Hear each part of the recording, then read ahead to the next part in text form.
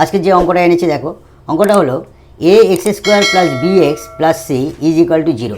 এইখান থেকে আমরা এক্সের মানটা কীভাবে বের করছি দেখো। সলভ। অঙ্কটা হলো a x square plus b x plus c is equal to zero. আমরা উভয় পক্ষে অর্থাৎ সমানের বাম পক্ষ এবং ডান পক্ষকে 4a গুণ করিয়া,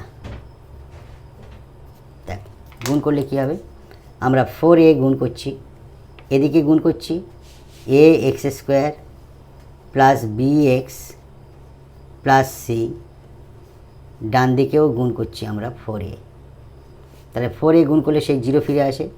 তাহলে 4a এখানে গুণ করলে কী হবে, 4a square x square plus 4abx plus 4ac is equal to, এটা গুণ করলে সেই জিরো হয়।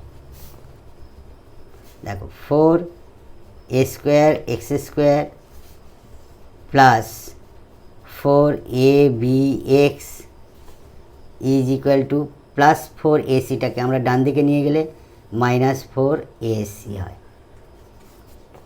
অতএব 4a square x square plus 4abx, আমরা বাম দিকে উভয় পক্ষকে বাম দিকে প্লাস বি স্কোয়ার নিচ্ছি, আবার ডান দিকেও প্লাস বি স্কোয়ার নিচ্ছি, মাইনাস 4ac। দেখো আমরা এখানে প্লাস বি স্কোয়ার নিয়েছি, ডান দিকেও প্লাস বি স্কোয়ার নিয়েছি। তাহলে এইখান থেকে একটা সূত্র পড়ছে দেখো, 2ax whole square plus 2a মানে কি 2ax, এখান থেকে b plus b whole square is equal to b square minus 4ac। তাহলে এখান থেকে আমরা a plus b whole square লিখব। a মানে কি a 2ax plus b whole square সমান বি স্কোয়ার মাইনাস 4ac হলো। আন্ডারস্ট্যান্ড? নেক্সট দেখো, আমরা এদিকেও বর্গমূল করছি, বাম দিকেও বর্গমূল করছি, 2ax plus b whole square, ডান দিকেও বর্গমূল করছি, বি স্কোয়ার মাইনাস 4ac। অর্থাৎ এইটা কেটে গিয়ে আমাদের থাকছে 2ax প্লাস বি স্কোয়ার আর রুট কেটে গেল, বর্গমূলের থেকে রেজাল্টটা হয়, উত্তরটা হবে plus minus root b square minus 4ac।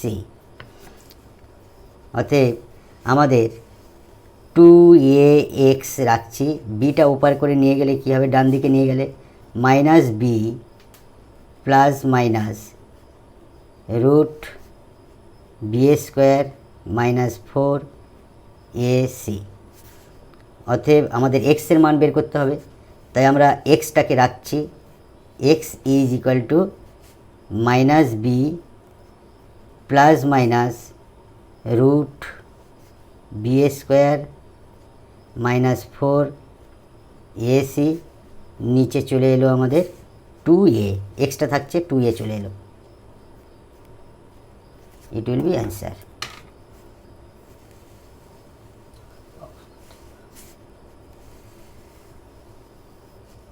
Thank you.